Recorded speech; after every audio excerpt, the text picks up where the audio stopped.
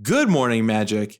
I'm Gavin Verhey from Wizards of the Coast, and Modern Horizons has many reprints, putting cards into Modern, from coin flipping on Chance Encounter to the Squirrels of Squirrel Mob to the classic Nevin Rawls disc. But of them all, only one of them is among the most well-known cards in all of Magic history. Despite only having 3 lines of rules text, it strikes fear into the minds of players around the world. And that card, Counterspell. Let me tell you a bit about the history today.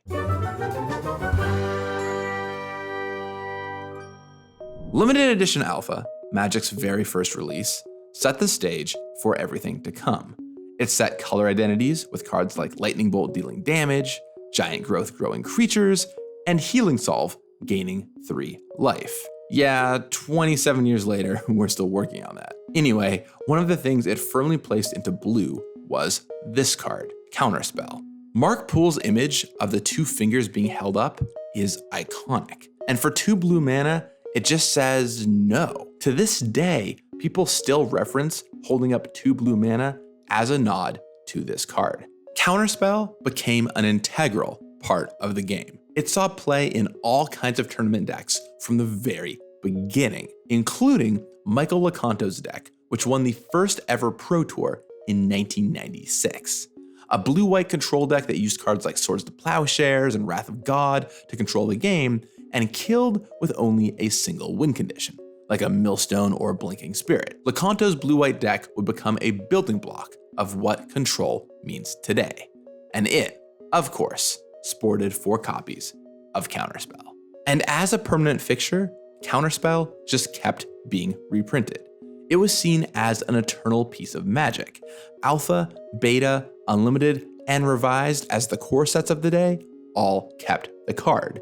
And it was so important that it appeared in the expansion sets too. First Ice Age, then Tempest, then Mercadian Masks. Even the starter set got in on the fun. At one point, when the card was reprinted in 7th edition, Counterspell was up there with Stone Rain and Disenchant as one of the most printed cards in all of Magic. But then, something happened. The game design team had been evolving and thinking about what the right direction for Magic would be in the future. And with 8th edition and the new card frame, many things changed. Naturalize replaced Disenchant, moving green to be better than white at destroying both artifacts and enchantments. Llanowar Elves left the core set, leaving its longtime partner Birds of Paradise, and Counterspell was gone entirely.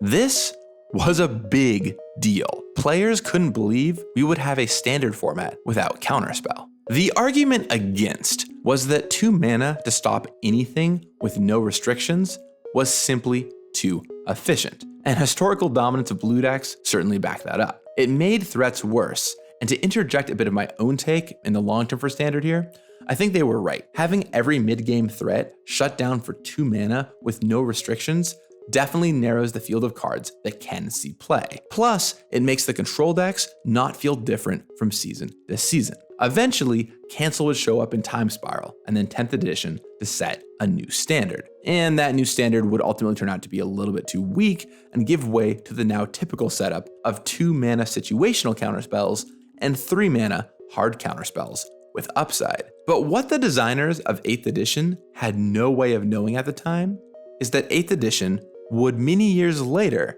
become the cutoff point for a new format called Modern.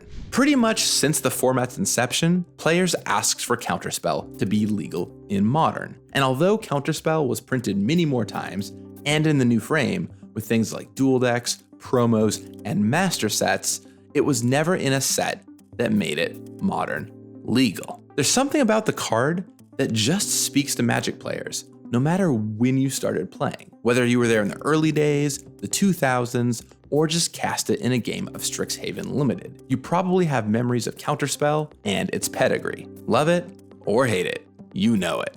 With the first Modern Horizons, the team talked about putting Counterspell in the set, but ultimately decided against it. With Modern Horizons 2 though, the green light was given, and it was finally time for Counterspell to make its modern appearance. Welcome home, Counterspell. It's nice to have you. And what about seeing it legal in Standard again? Well, everything I said before still applies. But stranger things have happened, and it's the kind of card that if we really crafted a whole format around, could work. That said, I wouldn't expect it anytime soon. Of course, one of the big debates over the years is which art of Counterspell is the best. Which is your favorite? Let me know in the comments down below. I'll talk with you again on Friday, and in the meantime, may you leave 2 blue mana open. You got this.